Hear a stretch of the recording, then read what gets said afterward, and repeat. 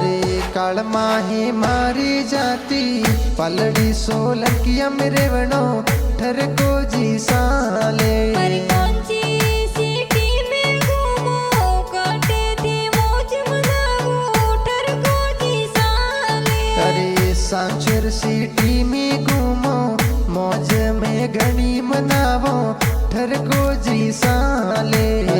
निकुल जी गाना बनावे गाना ये प्यारा लागे जोरे बनावे। अरे यस के स्टूडियो में देखो गाना